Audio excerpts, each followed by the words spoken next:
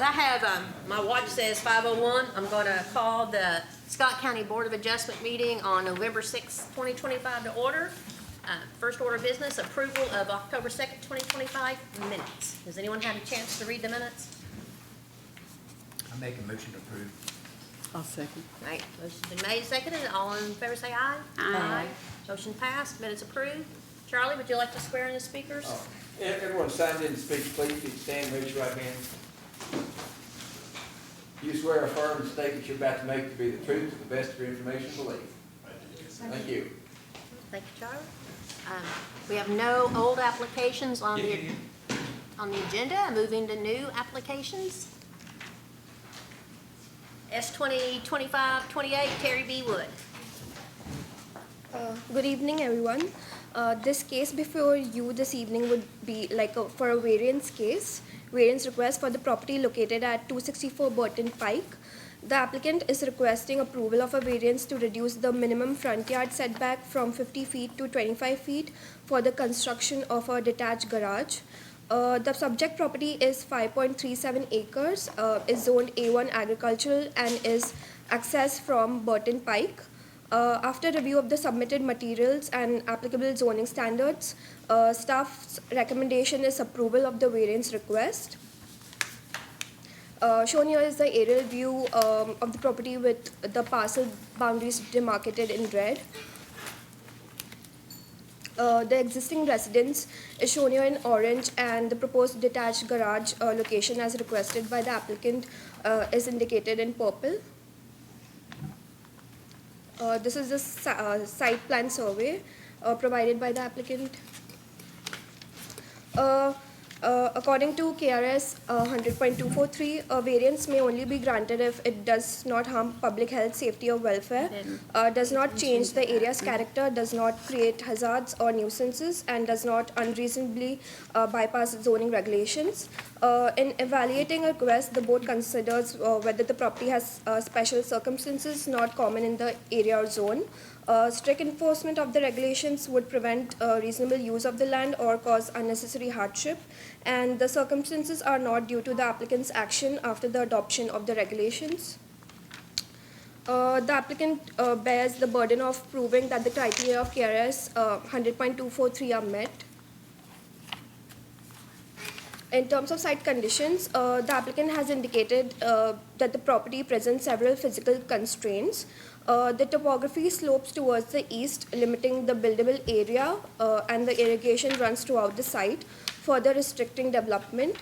An existing electric pole with underground service line is located along the eastern portion, while a pump station is situated in the southwest corner. Additionally, a septic tank occupies other areas of the lot, reducing the space available for new construction. Given these combined limitations, the applicant is requesting a 25 feet reduction in the front yard setback to allow the construction of a detached garage at what they consider the minimum and most reasonable distance, considering the existing site conditions. In terms of staff review, the staff finds that the site exhibits unique physical and infrastructural constraints that distinguish it from other nearby A1 zone properties. Existing conditions limits buildable areas unless extensive relocation is undertaken. Maintaining the required 50 feet setback would result in undue hardship, making it impractical to locate the garage in a functional position relative to residence and driveway. The requested variance would not adversely affect surrounding properties or the public interest. In terms of findings, the staff finds that the proposed garage placement would not adversely affect public health, safety, or welfare, and this reduced setback will not alter the essential character of the general vicinity. And the request satisfies the intent and findings required under KRS 100.243. So in conclusion, the staff recommends approval of the variance to reduce the front yard setback from 50 feet to 25 feet for the proposed garage at the subject property. Should the board approve the application, staff recommends including the following conditions of approval. The approval shall remain subject to all requirements of the Georgetown-Scott County Zoning Ordinance and Subdivision and Development Regulations. The applicant must obtain all applicable permits from local, state, and federal agencies and submit copies of those to the board. A building permit must be secured from the building inspection office prior to any construction, and any changes to the approved plan or conditions shall return to the board for review and approval. Have you had any questions from neighbors or any problems or? So there was a no objection letter received from the neighbor, as they do not oppose like any construction related to this property. The Sanchez letter of support.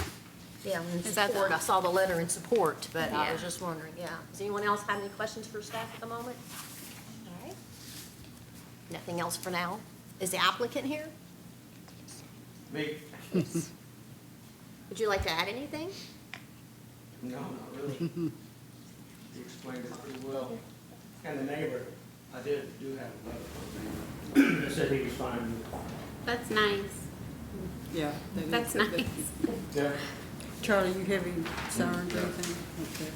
Well, if there's no more questions for staff or the applicant, I guess I can entertain a motion.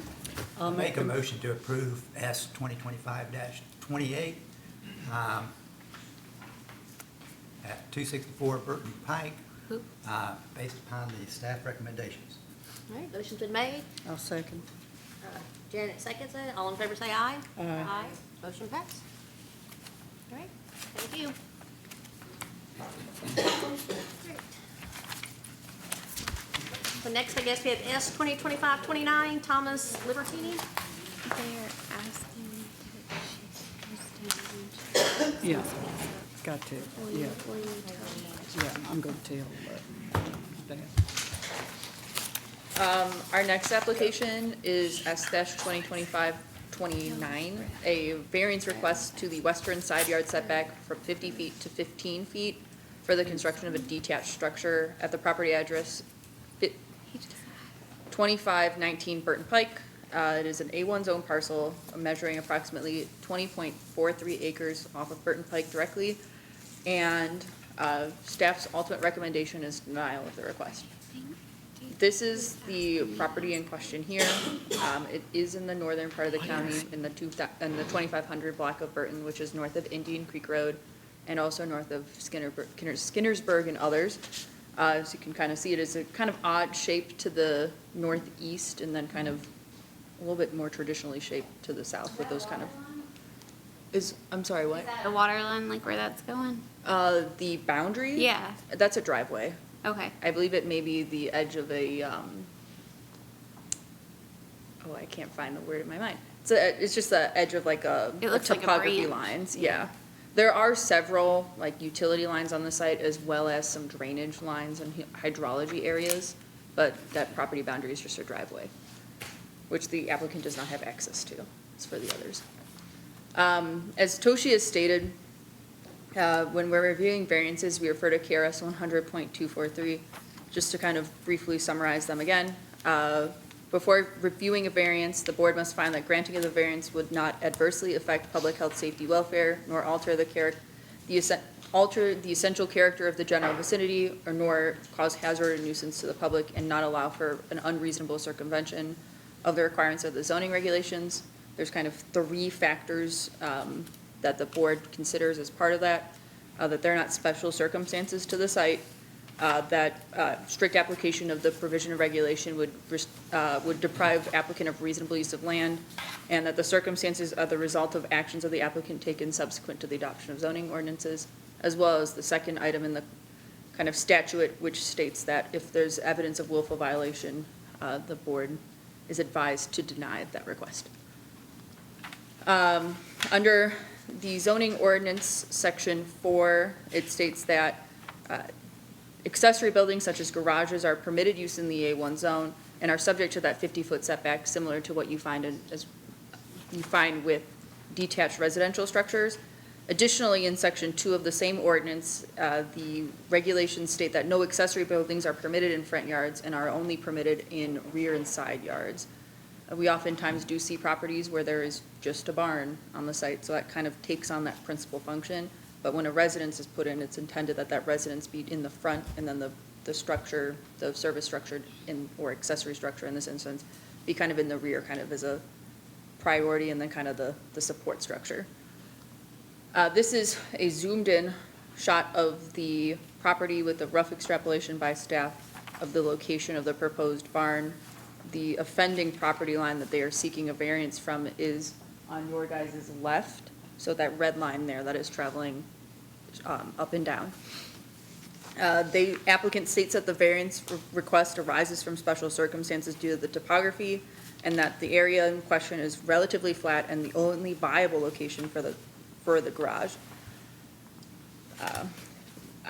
When staff went out to site, staff identified that they are also currently working on constructing the principal structure, which is identified in the pink square there. In a moment, I will go to the topographical view so you guys can see what the kind of evaluated elevation changes over time or over the site are.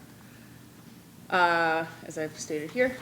And after kind of review of a lot of items, I will get to the photos in a moment, I swear, but it's just a text-heavy moment here. Other relatively flat areas exist, particularly the rear to the project, to the home site, but the applicant states that the alternative sites were considered but deemed unfeasible due to the type of soil and the type of kind of material in the ground not being appropriate, or having interspersed rock and clay mostly, making it construction unfeasible, the intent to protect the trees on the sites, and that it could potentially, alternative locations could potentially impact the health and quality of those trees. After a view of the area and going out on site, staff does acknowledge that it does appear that the soils are clay with some substrate in it. However, it is consistent with the clay-heavy soils of the general vicinity. We've gone out on multiple sites in that northern portion of the county in the over 4 years I've been here, and they all are pretty consistently that kind of red clay with suspended solids within it.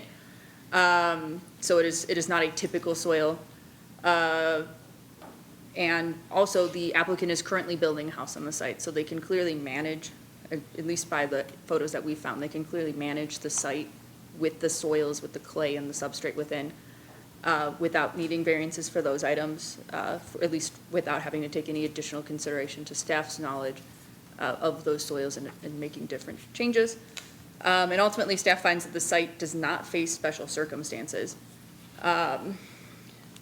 This is the topographical variation on the site. Staff went and reviewed and took measurements from kind of the high point here, kind of out. So the proposed residence is up kind of this kind of top peninsula point, and then everything kind of drops. The areas in blue are hydrology lines, so natural drainage lines not identified as floodplain, but which a lot of water collects in them and directs itself south to be absorbed into the soil and kind of become part of the groundwater system in the area. As you kind of look around, you can see there is some variation, and we cannot not acknowledge that. It is northern parts of Scott County that see a lot of this variation.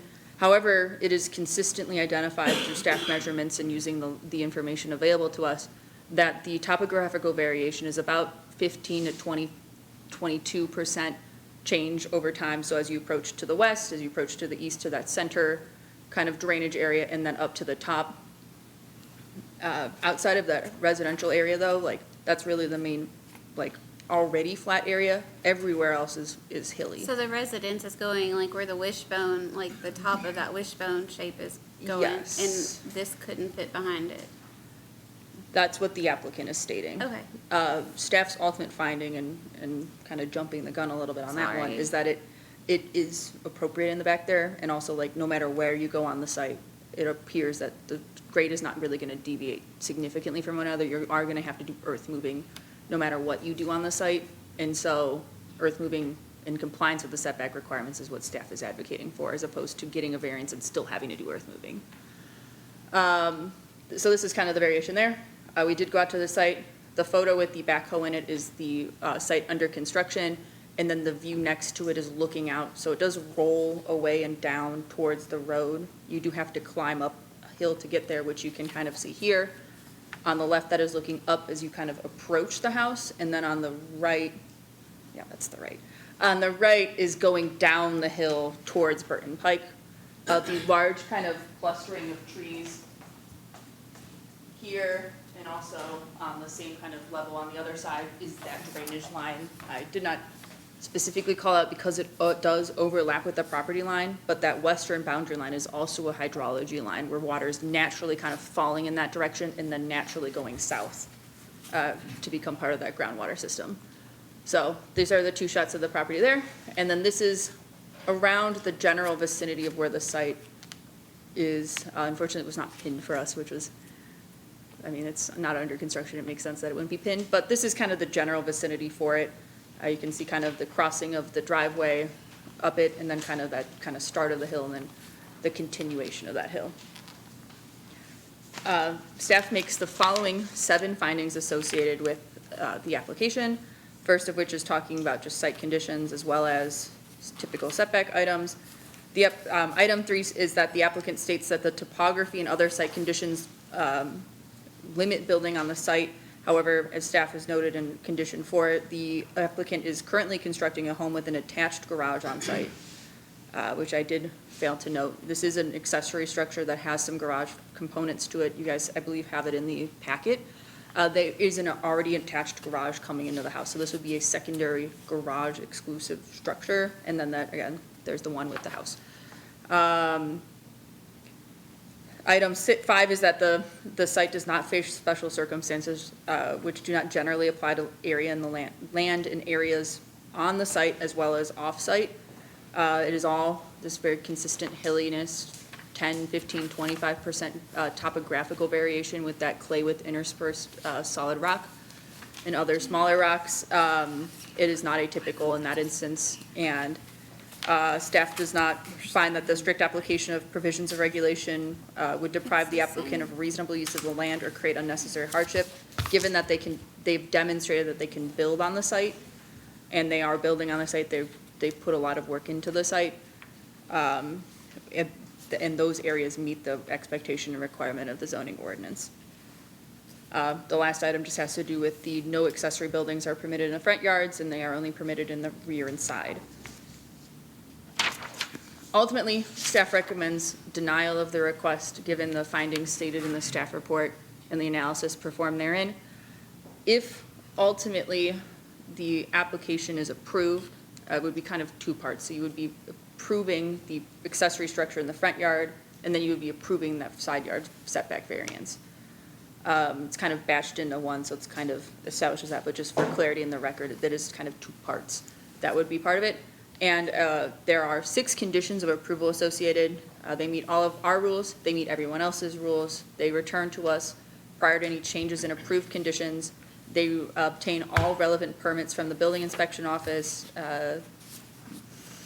Just a note that the accessory structure would not be used for residential or commercial purposes. This is shown as a garage. We are approving a variance for a garage. It should not take on an alternative function.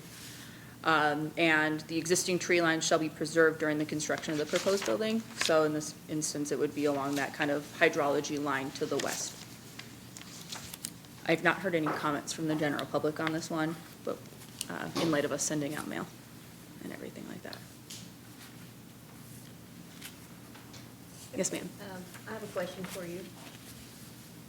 So I'm following along, with the soil, anyone who's built a house,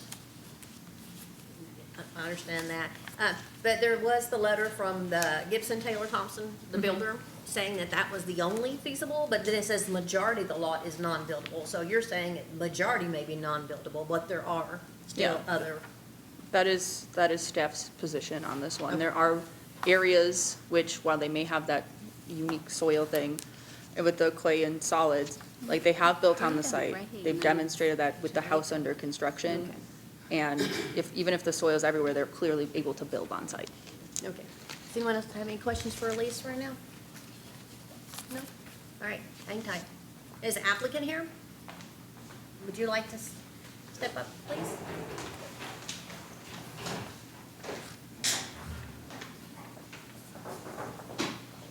Hi, everyone. My name is Tom Libertini. First, thank you to everyone here because the staff really helped us out understanding what was required. My USB drive didn't work, so I have handouts, if that's okay. It's okay to approach. Thank you.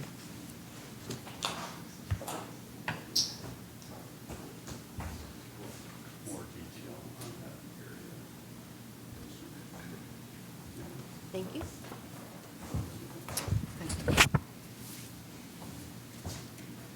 Thank you.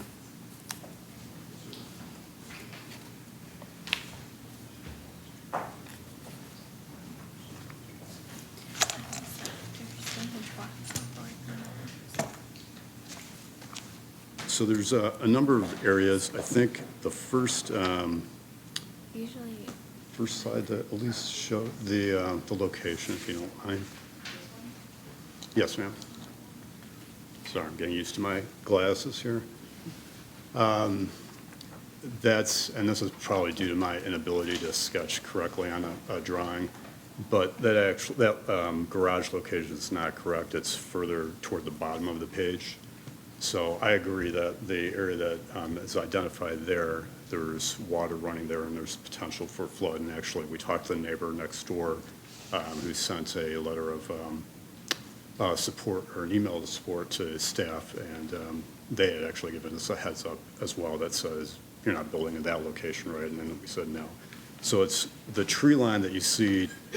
can you speak up, sir, please? Sure. Microphone, The microphone It does doesn't not project. project, it's for exclusively recording purposes. Yeah. Okay, I'll try to talk louder, sorry about So that. where the actual ground has that contour to it, you're saying you're gonna be building more over toward that little swoopy circle line thingy? So if, Technically just, speaking. it's about north and south, top to bottom of the page. And so if you take that red rectangle and move it toward the bottom of the page, that's actually where we're proposing the garage to be. And so it's up away from the water line that occasionally floods according to our neighbor and what staff has identified too. And then just to give you, this top graphical that's the map green. is the one that was provided by Kurt Services, Yeah. which we retained that company to do. And to give you an approximate idea on page 1, the difference between the road elevation and where we're building our home is about 100 feet or so. So it's a pretty steep inclination. It was, depending on the angle that you approach it, it's between 20 and 30% grade. And that was the lower area of the property. To the northeast, it actually is higher and much steeper. And so we, along with my wife and I, and along with our architect, and you have a letter, and it's at the back of this packet too, in case you didn't get it, they really identified 3 locations that are buildable. And one is where the home is located, because that's the largest physical area for the location to put the home. The other was identified and approved by the septic government agencies, which is again flat and allows, that's on page 1. And the third place is where we're proposing the garages, which is further back than what's indicated, which again is relatively flat and then is adjacent to the driveway. And in talking with our neighbor who's directly to the east, who sent an email in support, they said they had no concerns with that particular location. They said, you know, it fits within the. Which neighbor is that? That is just a minute here. Excuse me for, I'm terrible with names, so I just need to look up. Bryant, Rainwater, Skinner, Cardy? Yes, ma'am. Greenwell? Who? So the Rainwaters live immediately adjacent on the left-hand side of our property. And we talked with them extensively and said, you know, are you okay with this location? Do you have any feedback and recommendations? And they were the ones that identified and said, you know, we recommend don't put it near the street where it's currently. So he's in this White House in your number 4 in your packet? Yes, ma'am. Okay, so he would be the closest to be affected by that? Yes, ma'am. And within view, when you pull that location back, it's behind the tree line, so it's actually very difficult to see because it's shaded by a tree line that extends the entire length of the property along the road that you can see in this illustration that's on the screen. The only way to really see the proposed garage is if you pull up into the driveway. And one thing we did talk with the neighbors, they have no concerns about the garage itself. It's going to be painted a very muted color, so you can't really see it.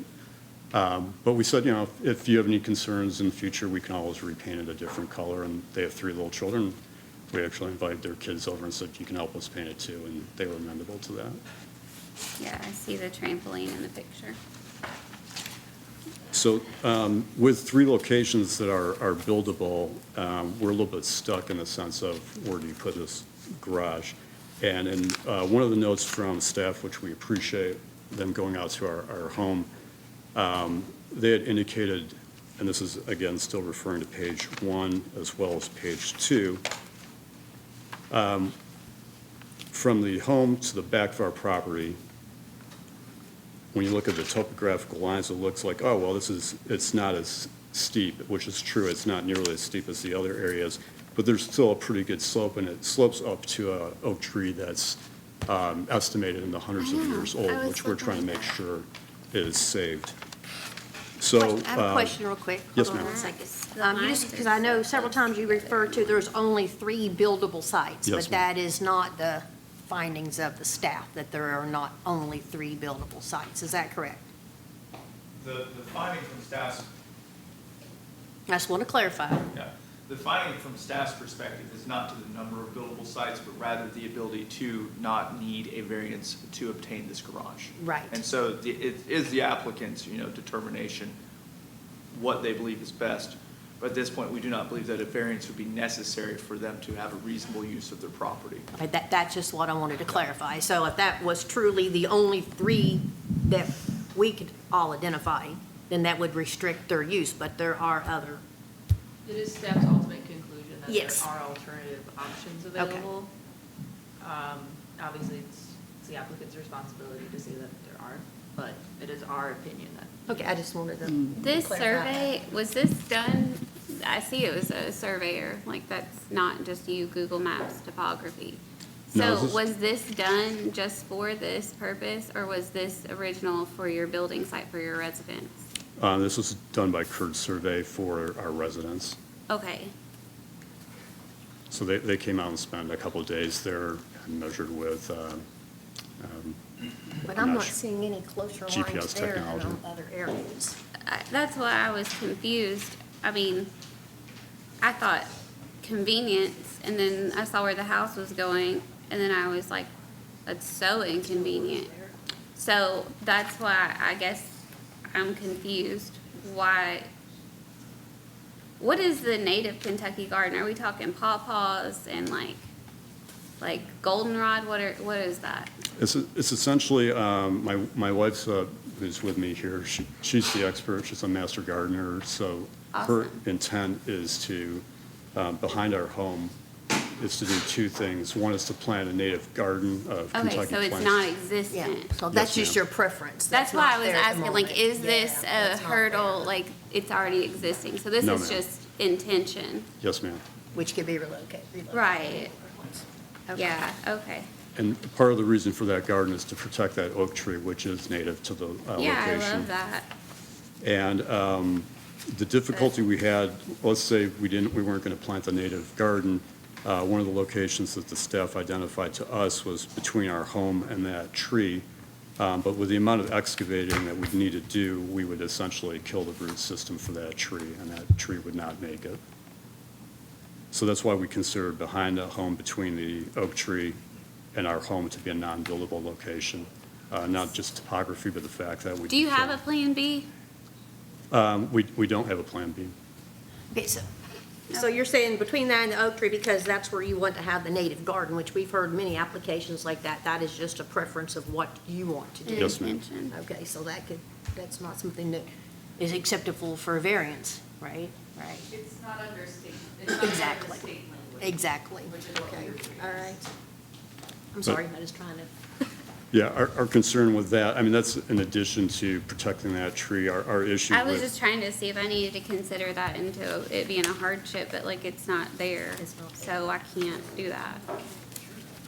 I'm pretty literal when it comes to stuff like that. A bit of space between that tree and making a whole garden. I respect that, what you all are gonna do. Sure. I mean, the number one priority we have with that location is to not kill that tree. All right.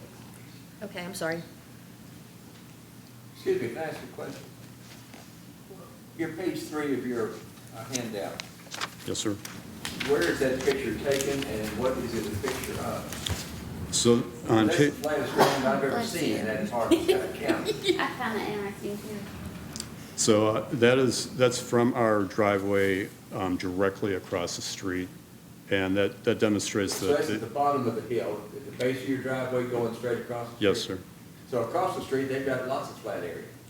Yeah, across the street is completely, I wouldn't say completely, but it's basically like a football But that's field. looking away from your property, not at your property. It's directly across the street, it's flat. Our neighbor, he does a great job keeping it up. And one point there is, he's got two garages and one barn that are well in front of his house as well. So it's kind of keeping, our proposal for the garage location is keeping with that whole feel for that rural area, that it's normal to have garages in front of your homes. Where is the house across the street? If you turn to page, You can't see it though on page 3. no, sir, if you turn to page 2, just prior to the the. White House? It's the picture that you saw on page 3, and if I can approach, I can point it out to you if that helps. Oh, well, I can see the two outbuildings. Okay. Yeah. So there's three outbuildings along that driveway, and then his home, you continue further to the left, upper left-hand corner. So you can't see his home at all from the street. And your page 4 is from the same spot that's going up your driveway. Yeah, because I went out there and was pulling up, and then I got in the way of a construction, I'd move. Sure.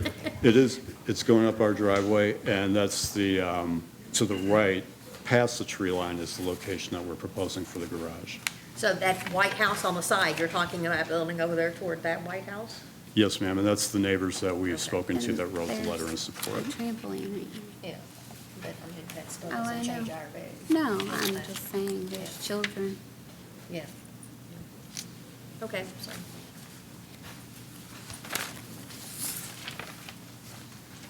I don't think that. I don't Does anyone think else that- have any questions I don't for think him? that we can approve. So,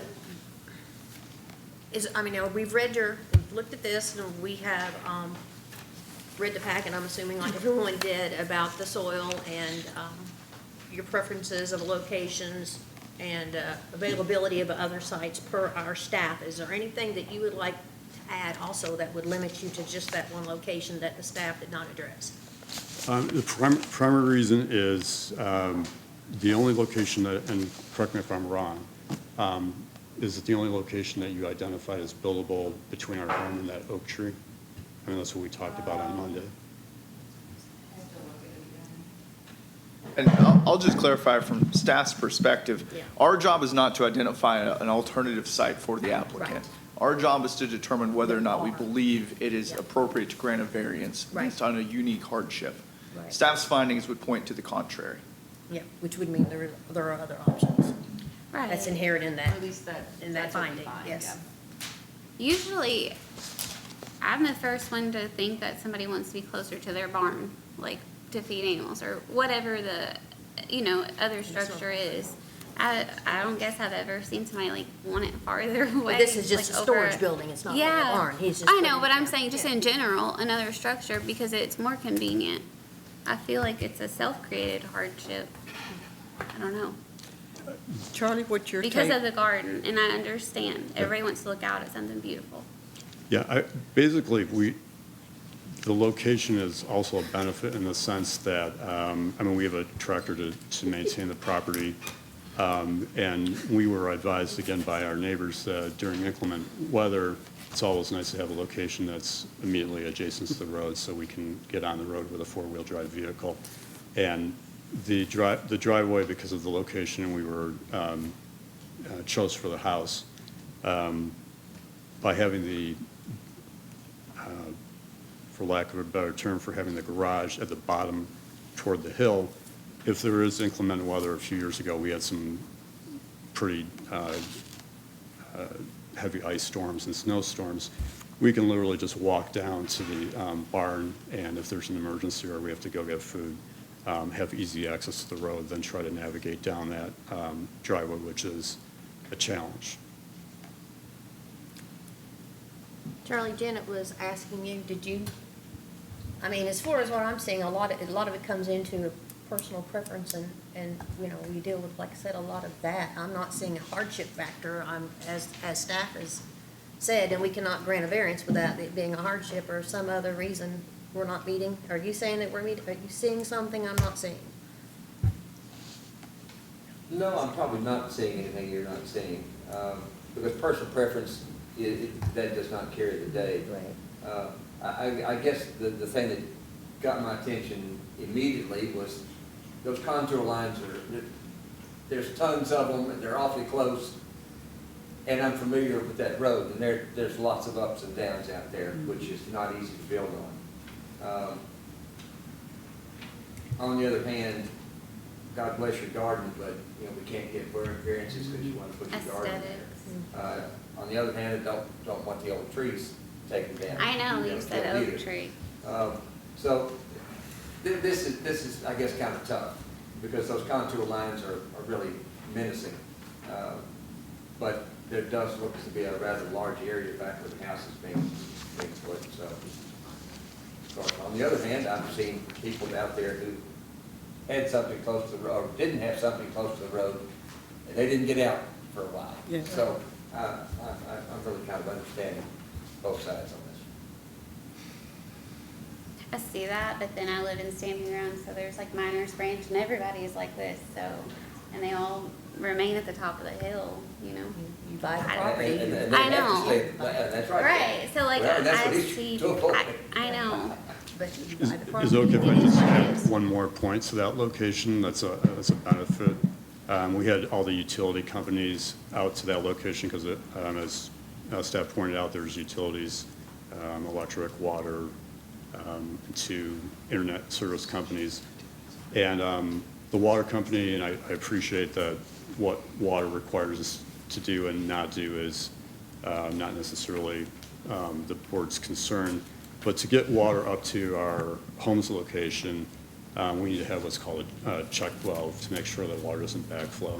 And that check valve is above ground and requires a heater, so when it's cold like it's been the last few days and for the rest of the time, that heater is constantly on so we don't destroy the water company's main line there. And so in talking with the utilities, we have to have a secondary, we can't run electrical back down from our house to that water meter because it's too long of a run for a regular 120 volt standard line. So we have to have a second meter, which would require, for lack of a better term, an electrical box building, which has emergency shutoffs in that location where the garage is located, has a circuit breaker for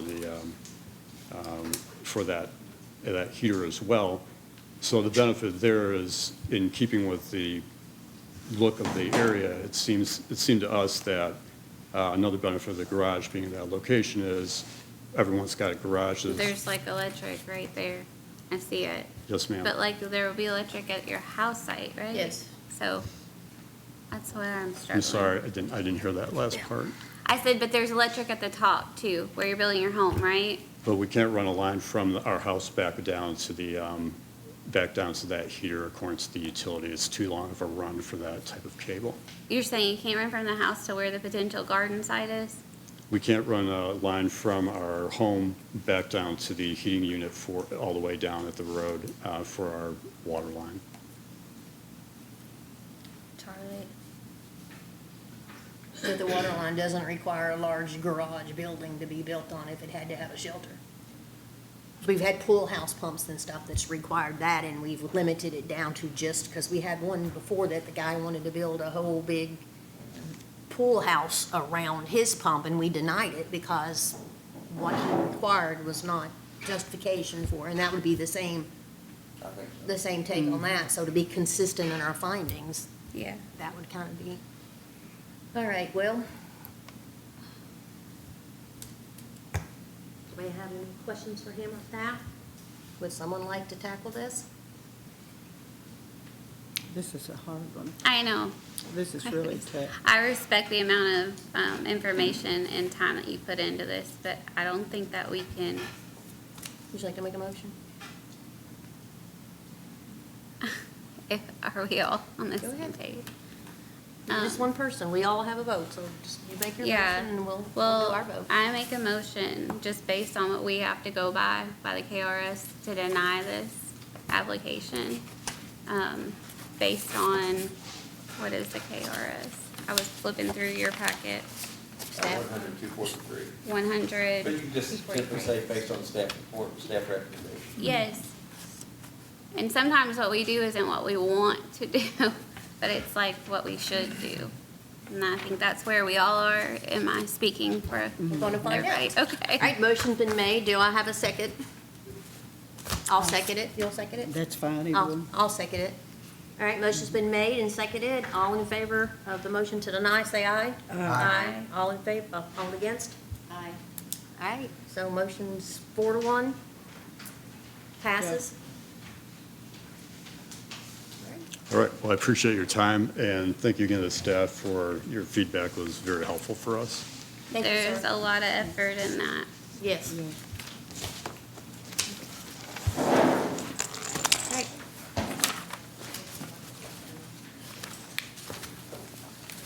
Next application is 2025-31. I hate turning people down. I know, it's not what we wanted to, but it's what you should do. Charlie, do you think we made the right decision? I hope you Yeah, doesn't get mad and okay. chop down the oak tree. No. I hate these kind. I do too. But there's It's 20 not, acres. it's not personal ever with me. All right, sorry, Rhett. Oh, no, I'm fine. So I'm good. sorry. Being on step. As long as y'all keep paying your taxes, I'll stand here. All right, So, proceed, please. oh, yeah, let's see, Sonia. So now for something completely different. This is our first conditional use permit case of the evening. It's 2676 Cincinnati Pike. It is a conditional use permit request for a private recreation area in order to establish a youth recreational center. This location, again, is on North 25, better known as Cincinnati Pike. It's about half-mile south of Harbor Village, directly across from Deer Run, and, about a half-mile or so, maybe less, north of Moon Lake. The overall site is 12.5 acres. This site is zoned A1. Overall, staff is recommending approval.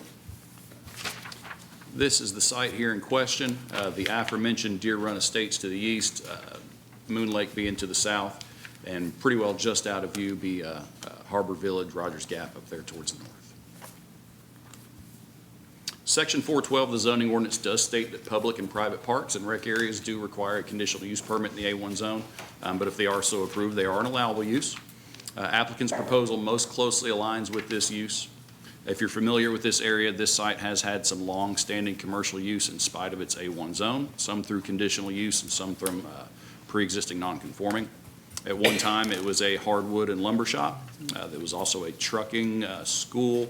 I believe it ended up being some more use outside of the bounds of its conditional use permit there for a time and related to trucking items.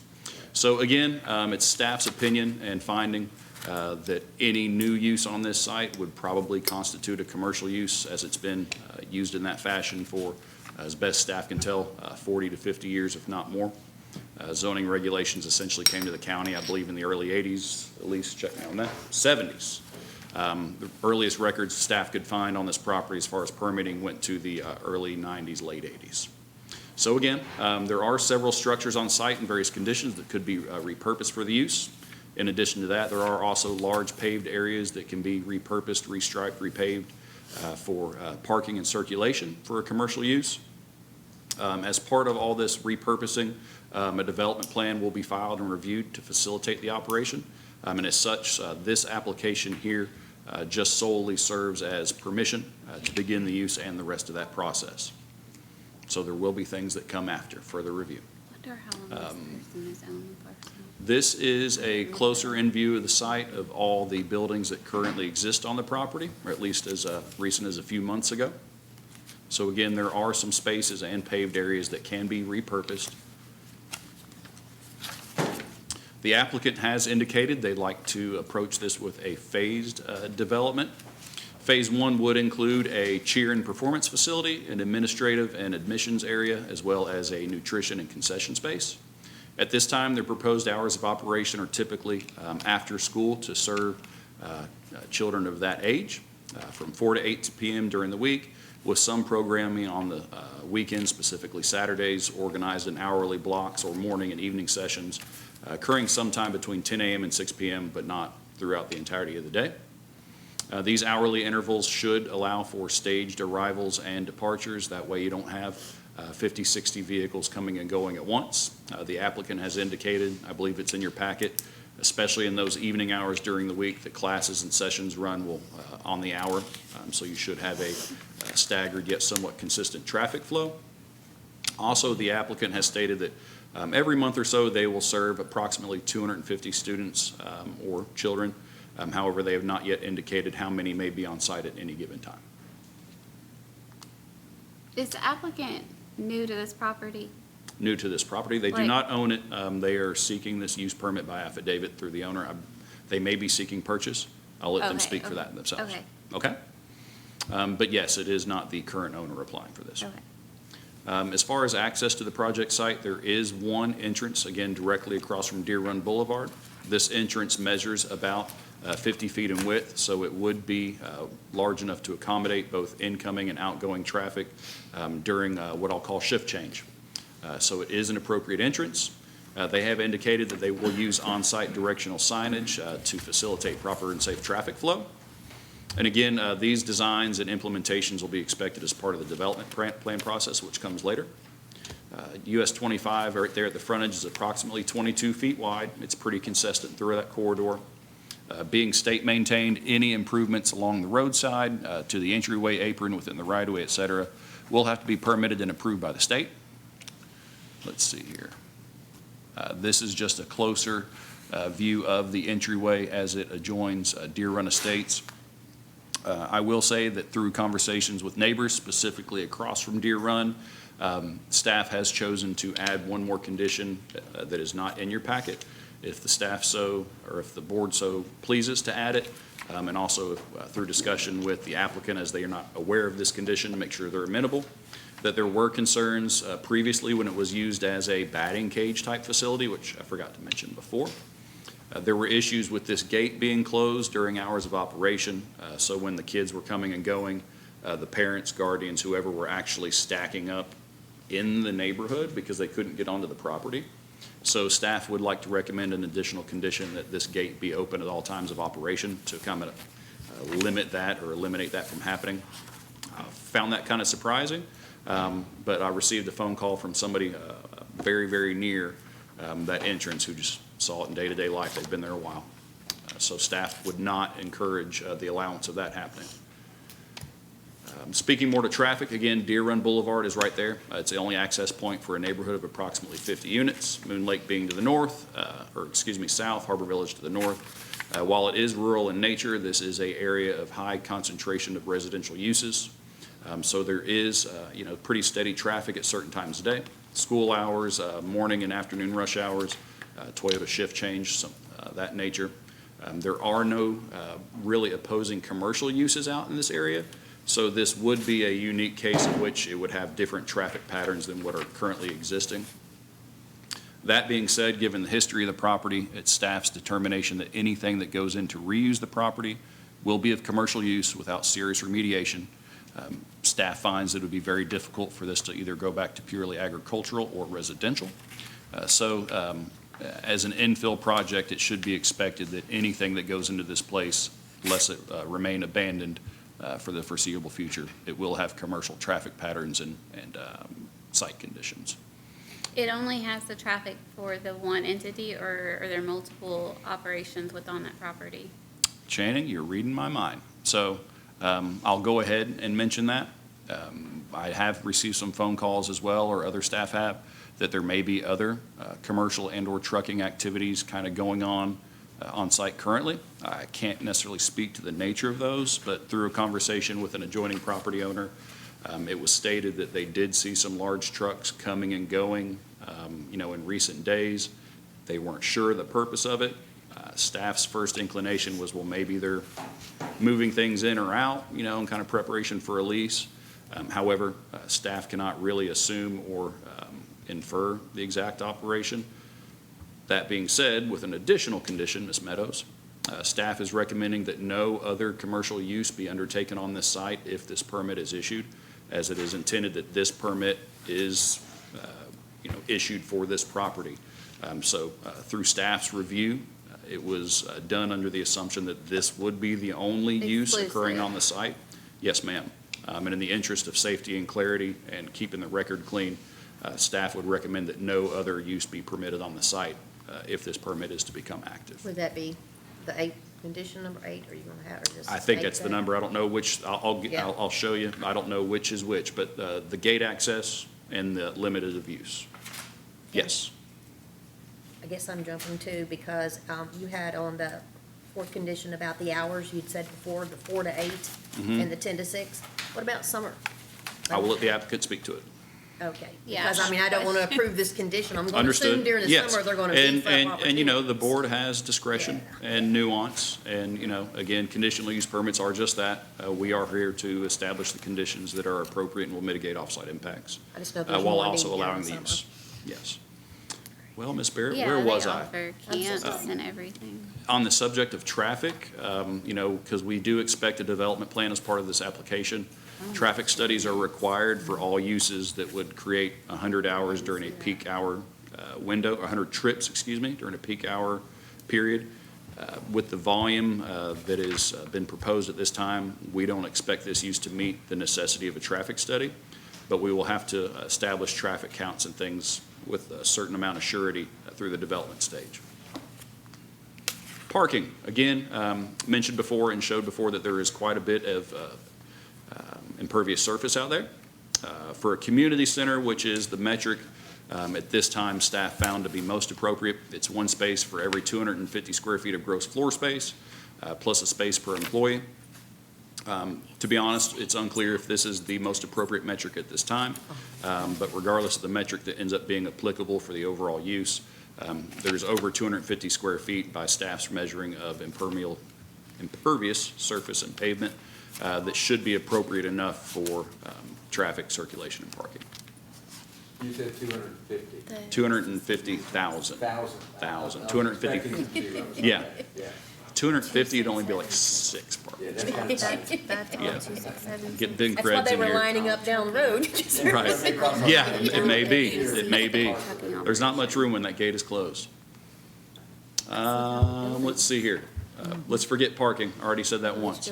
Off-site impacts, applicant has indicated they intend to mitigate off-site impacts such as light, noise, et cetera. There's been no indication made of outdoor activities that would increase potential impacts. And there will be mitigating factors put in place through a development plan, landscaping, screening, photometric plans that make sure lighting is not directed where it shouldn't be, things of that nature. And again, it's staff's determination that anything that goes into this site as far as a use is going to be a commercial activity with expected commercial intensity and, so. The comprehensive plan. Which one of these is it actually? As far as staff is treating this application, while it's technically multiple parcels, it's all one contiguous use across parcel lines. Right. So all three Yes, parcels. yeah, it's all one Okay. address. They get to choose, I mean, I'm sorry? which building they're going to use. That's up to them to decide which one they're repurposing At or this, not. so this application is just to establish, again, permission of the use. For the area, Yeah, it's for the Okay. address for the parcels in question. And if we need to make clarifications through a motion, we can do so. Yeah. I just asked because on the neighbor sheet, I see Delmas Conley Trucking, Delmas Conley Trucking, Delmas Conley Trucking. And then you go over here to the address and it's this address. Yes, yeah, it's all Conley So I Trucking just owned. thought, are they gonna continue to operate a trucking business out of a building that's, I'm looking at? We can make any clarifications you want as far as location. But again, staff is treating this application as, it's A whole. obviously a one use already over multiple parcels. I believe it has one numbered address, so that's kind of where we're at with So it. if We've, we- we've handled things like this before. So we can leave that The as that condition it's number only 8. one use, then they can't keep the trucking. That's why I Right. was Yeah. asking. Okay. Right. Now, the ownership name doesn't necessarily denote the use, right? So well, I don't know if they're pursuing purchase or lease. We'll let them clarify. But if we need to go further.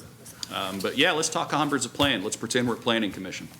So the Georgetown-Scott County Comp Plan does call for more recreational opportunities throughout the community, both public and private. This is echoed in 2 of the chapters of the comp plan, both chapters 4 and 8 being public facilities and human services, that to summarize, strongly encourage the development of recreational and health and wellness opportunities.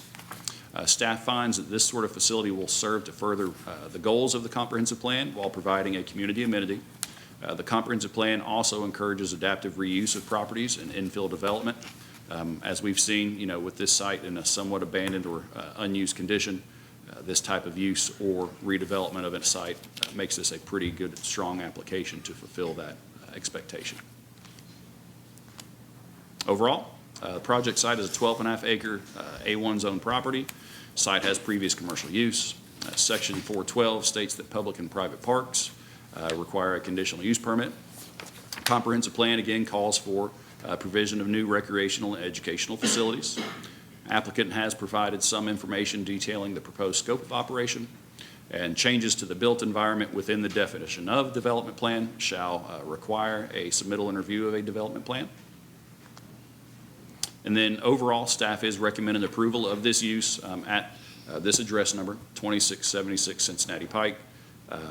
Channing, I do believe your point of clarity could come into play here, and we can discuss that. Most of our conditions there are our typical standard. Gosh, I made it too small for myself. There are the hours of operation included there to stick to the 4 to 8 and the 10 to 6. Applicant shall comply with all requirements of their approved development plan to include screening, landscaping measures, and to mitigate offsite impacts. Any expansion of use beyond what is approved by this application shall constitute reapplication to the board for review. Access gate must remain open during all times of business. We've discussed that. There shall be no other use taking place on the site beyond what is proposed by this application. And also one that I took it upon myself through further review to add. Mr. Perkins, let me know if this is permissible. Any dilapidated or unsafe structures must be removed or remediated before the approved use begins. Sounds reasonable. Okay. Any further questions currently? Any questions for? I'm just going back to a picture. I've got a question. Yes, sir. To ask for you. As far as lighting goes at the entranceway, I travel that way every day. Mhm. And at night, just down the road where you've got the rehabilitation place. Yes, sir. Their light shines so bright, it blinds you. So there should be a limitation of what kind of lighting you have at the entranceway. Absolutely. Yeah, as staff does expect a development plan to come forward as part of this application, we do have what's called photometric plans. Now, again, yeah, safety is expected on both sides, both for the user and the surrounding community. So staff will work with the applicant through that process to ensure that, off-site impacts, because part of the landscape screening requirements, granted, I'm sure this is overhead lighting, a lot of our screening requirements are meant to keep lights on site from one to the other, headlights coming and going from parking areas, things of that nature. Any other questions for staff? You remember the lights at the end of Valley Lane Do what? up on the hill in the corner? They're really bright. Yeah. I Yeah. understand that. That's all for now, I guess. Okay. Is the applicant? Yes. Would you like to here. add anything before we ask you questions? I'm thinking what I can do to win you guys over, right? My daughter is a cheerleader for Scott County Middle You got to School. speak up. My daughter is a cheerleader for Scott County Middle School, which kind of spawned this idea. I don't know if anybody is related or can identify with the cheer thing and having to outsource tumble and things. So we There were is a like, monopoly. Yeah.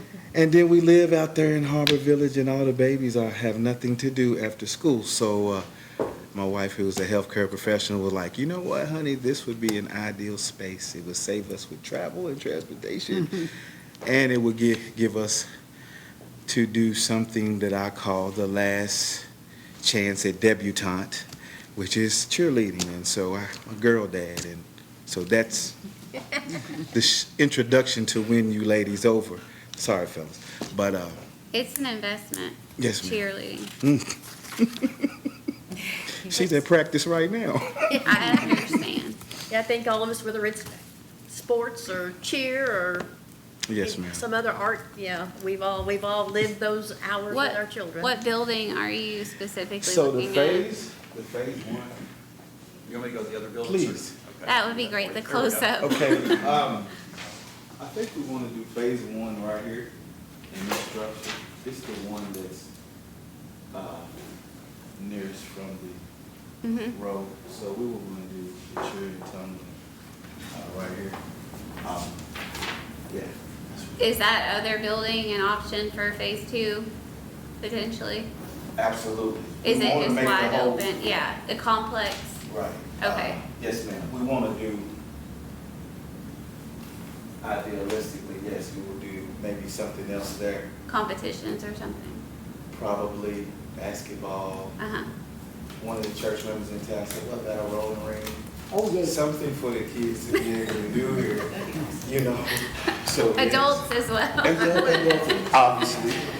Pickle is fashionable right now, so I just think it's a, Our youth definitely need more opportunities in this county and not be Yeah. traveling. On one side of town as well. I don't know who all lives out that way, but, you know, our kids went to Northern out there, and I'm like, there's really nothing out there for a lot of the neighbors to do out there, and there's a lot of kids out there, so we were like, you know, I would think that this would interest anybody, even inner city kids, because you do have a monopoly in that arena right now. mhm. So it would help accept more children that would normally have to be turned away. Yes, I ma'am. respect that. I mean, as you say that, I do run a nonprofit organization where I do work with a lot of kids that live in deficit. So some of the give back would be able to give them a safe place to come out here and do some constructive things. So in the end, you don't have another operation happening if that's phase two? There's not gonna be a trucking company happening while kids are running to the car? Okay. Absolutely not. And I had asked staff the question on, because I just don't want to, if we do approve this, to limit you on your conditions, but the hours that were stated from 4 to 8 during the week, how would that change for the summer?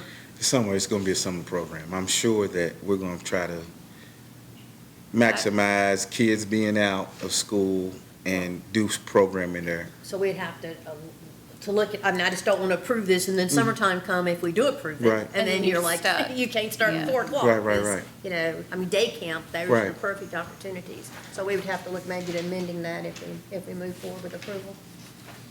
I'm sure you're very familiar with the summer camps like she's speaking about. And you have the different ages for the different slots and Yes, ma'am. everything. Have you thought about the hours that would happen Yeah. during the summer? I'm thinking that it'd probably be all day. So if we could do, So not 4 to 8, maybe like 8 to 8 almost, or 9 to The 8? number one complaint that I hear just among mom friends and dad friends in that world is that the summer camps are a great outlet, but that they have to find somebody to transport the kid because they have to be at work. So like if you could offer earlier hours, you know what I mean? Like you have to, and like not everybody has somebody who is available to do that. And so yeah, that's part of it. Phase 2, phase 3? so that's Well, why I didn't mean to interrupt, in but the like business maybe plan- earlier than what your Well, that's what I'm just trying to, intentions initially were. So Yeah, in the business plan, we So will 7? have transportation. That's what I was thinking. 7 to 8, just have open hours. Yes, ma'am. Give you a little leeway. And then would that be summers or any time the school was out of session? Spring break? Yeah. I'm thinking when the school is out, we can open up Yeah. to, This is a huge commitment. like, I know that you know this. well, If I'm she's already in this your- space. Yeah, I was gonna say, if you're already already living living this, yes, then you know. I'm already in this space professionally. I kind Okay. of work in Lexington. I'm subcontracted through one Lexington program already. I mentor in 5 different schools, so this is kind of my wheelhouse. Okay. So you're aware? You're aware? Yeah. I'm just saying, sometimes people think that they have a great concept and then they're married to it and then they're tired. So I'm just, hope you realize what That's you're why you- opening up here. Outsource some of the work, you know. There you go. Thank God for Indeed. Yeah. Yeah. Does anyone have any other questions for the applicant or I- staff? I feel better. Yeah, yeah. I feel a lot better. Charlie, do you see any legalities on any of this? Or? No, we've got a question up here, do I? Yeah, do we have any, Yeah, I signed up to speak on this. yes. All right. No more questions at the moment. Does anyone else here would like to speak on? Yeah. Do I yield the podium?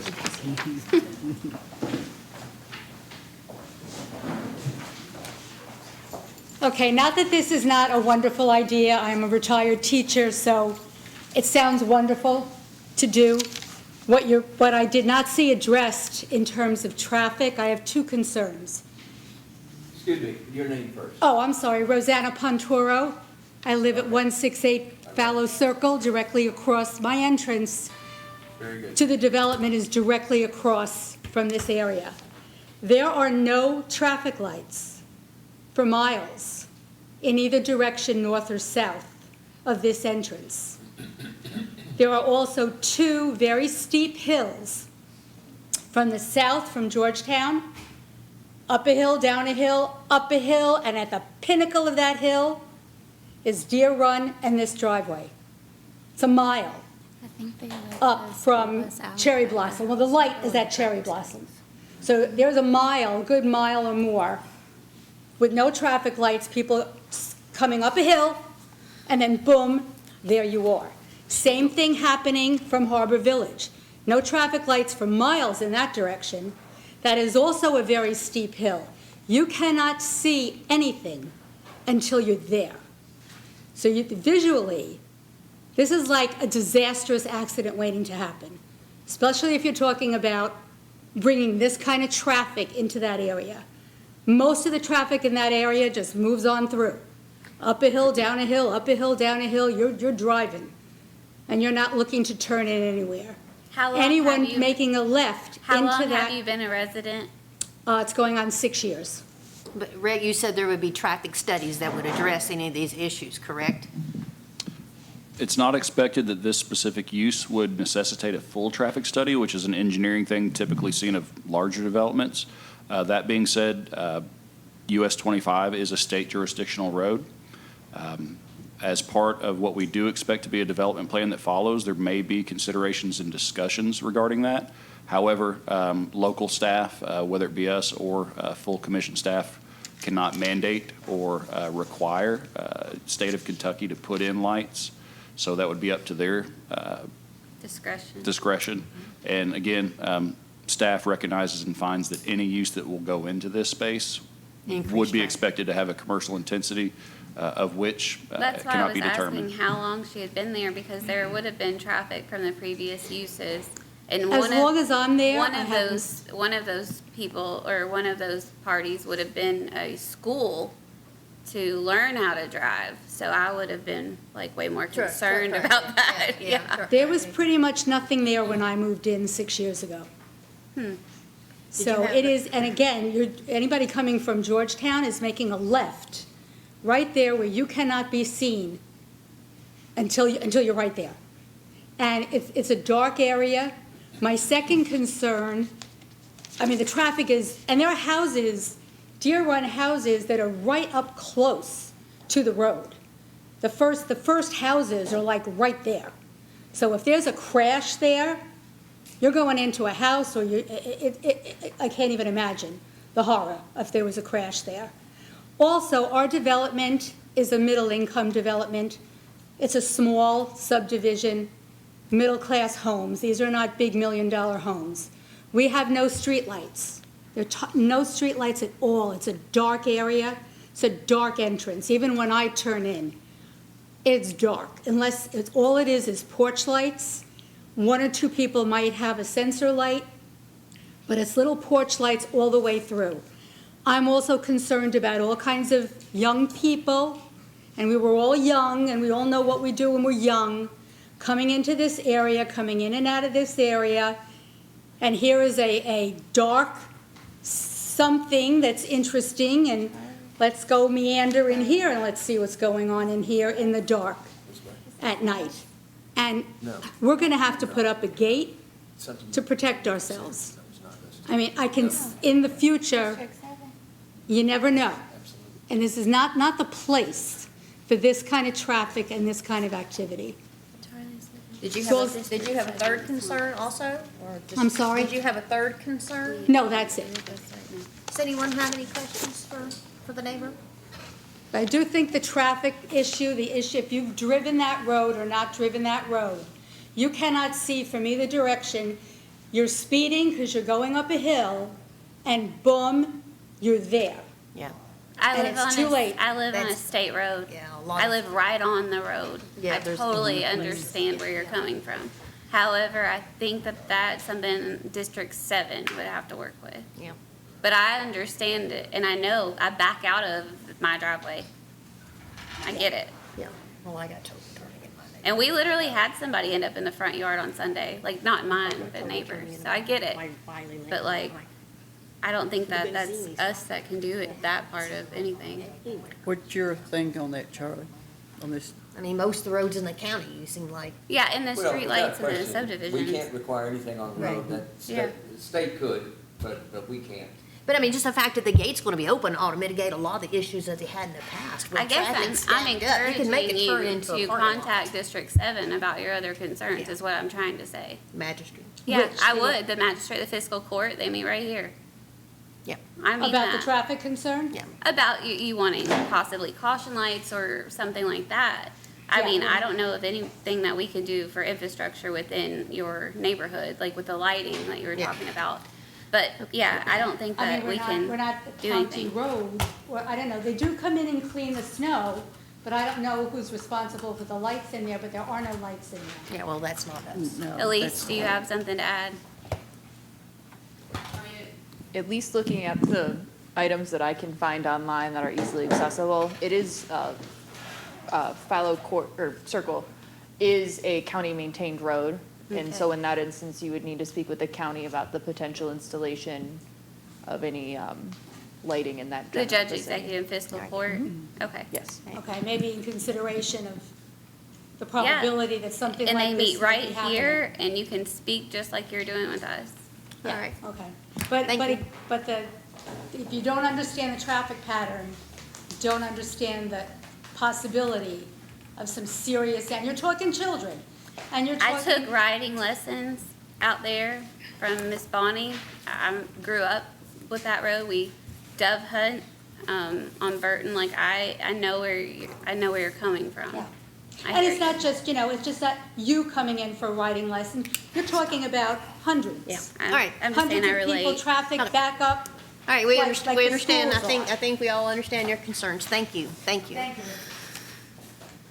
Hi, I'm Miriam Dunham. I live in Deer Run Estates. I live the first house in that neighborhood.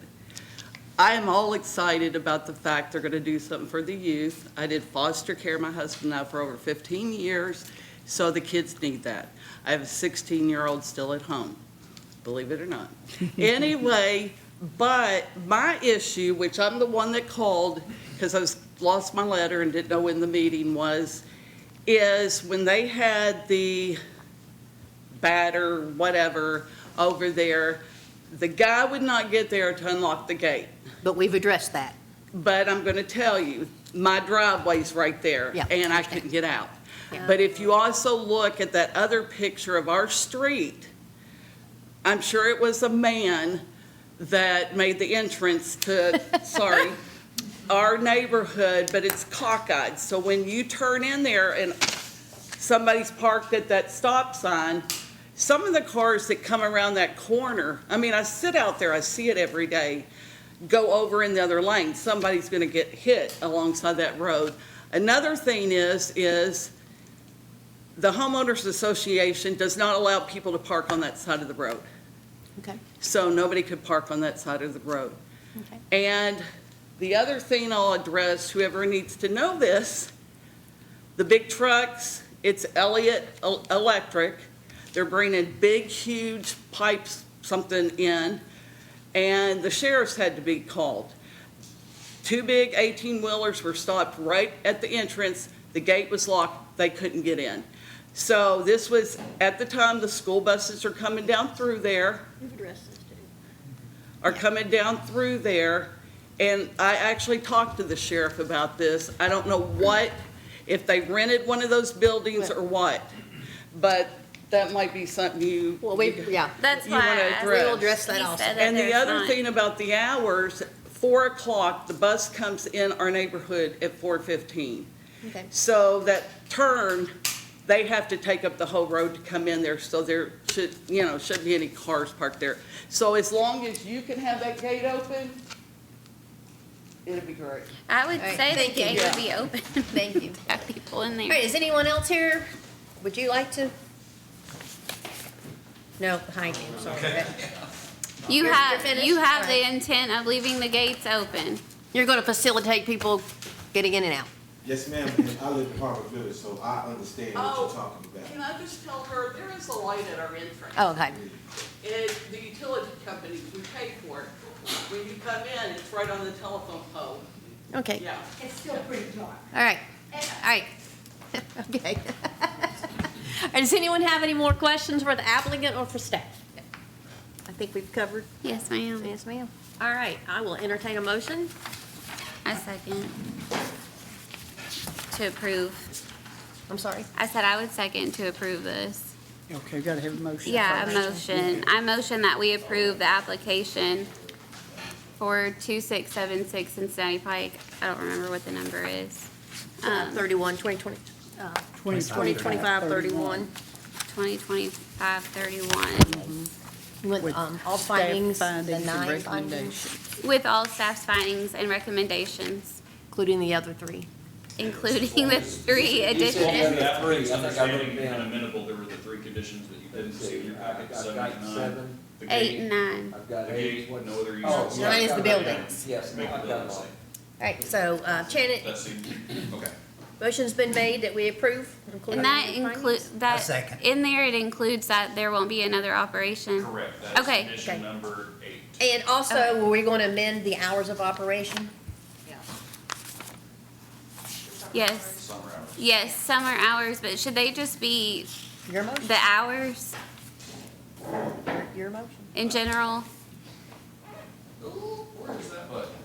The reason I ask that is because I'm sure he's aware that in the winter, there's also, you have the break and, Christmas break, you have extra. Well, I think he tumble said time. non-school days. Well, let's just, if you Okay, put it okay. non-school days, that would.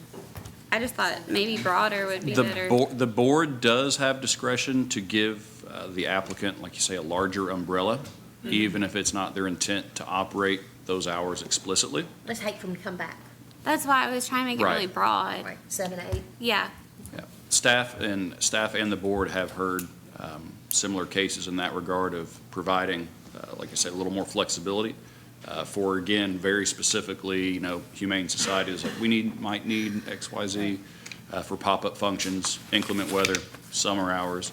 And again, this being a conditional use permit, if for some reason staff receives complaint or the board finds that these extended hours are not conducive to, good integration with the surrounding community, Bring it back. we can revisit those. okay.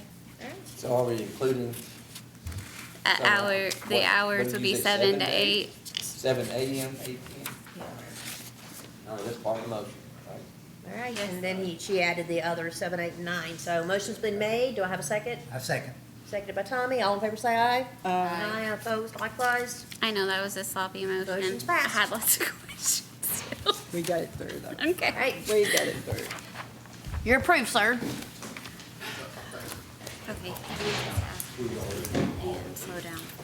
All right, moving on to the last application, S 2025-33, Brian Watson. Toshi? I'm trying to think. This is the variance request for the property located at Okay, can we, 524. excuse me, can we hold just a minute? We get people out and speak up, speak up. This is the variance request for the property located at 524 P Ridge Road.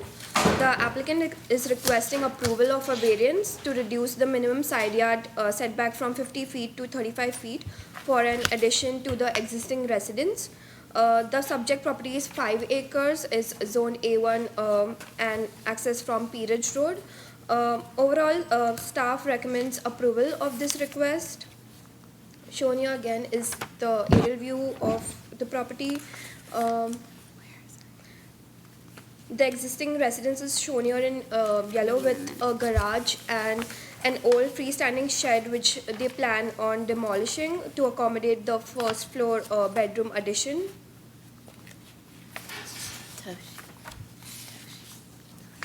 Similarly, the guidelines for the KRS as mentioned earlier.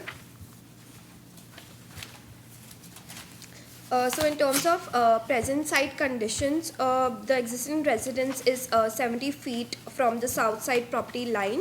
The applicant proposes around 730 square feet first floor bedroom addition. According to the applicant, the existing layout of the home and garage makes the south side yard of the structure the most logical and functional location for this addition. These are some of the survey plans provided by the applicant.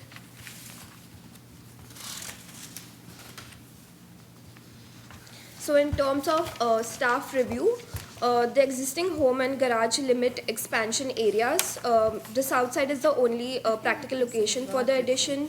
Building the addition without a variance would require garage demolition and reworking of utilities, constituting a special circumstance for the project site. Enforcing the 50 feet setback would prevent reasonable expansion to accommodate family needs. The proposed 15-foot reduction is the minimum relief necessary and remains compatible with the rural residential setting. Similar findings, the need for the variance is not due to the action of the applicant, and the proposed variance satisfies all KRS 100.243 criteria. Overall, the staff recommends approval of the variance to reduce the side yard setback from 50 feet to 35 feet for the home addition at the subject property with the following conditions of approval as mentioned earlier in the staff report.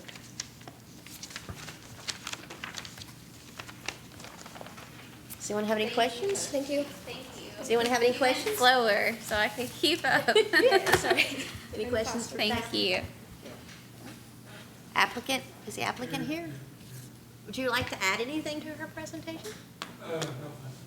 Does anyone have any questions for the applicant? It looks logical to me. Charles, you have any concerns? Winning. Any phone calls or anything from neighbors or concerns? None? All right. Whew, wish they're all like that. You think we're okay? I looked over it. Anyone like to make a earlier, and motion? I couldn't find anything. I make a motion to approve S 2025-33 based on all the staff recommendations. Second. All right, motion's been made and seconded. Rachel, did you say? Yes. Made and seconded, all in favor say aye. Aye. Opposed likewise. Motion's passed. Is there anything else from staff? One small thing. Okay, one small thing. Some of you guys went to the training. If you could send me the emailed certificate of everything saying that you attended, so that I can add it to your guys' records going forward in our office. Did you get mine? Yes. I did that. Oh, you did did you forward I it to really me? did. I did not, because I have 4 meetings left. Point of clarity, our email has been horrendous because they're migrating us out of the city umbrella for that. Yeah. So it's been back forth on who is getting what and who is not getting what. I really did forward it. I can forward it again. I wrote down I that really you were did. there. It's just Yeah. we could have the That was a certificate in long- addition. All right, is that everything? There was a lot of marijuana in that one. Meeting's adjourned. Let's get out of here. You're fine, you're good, you're approved.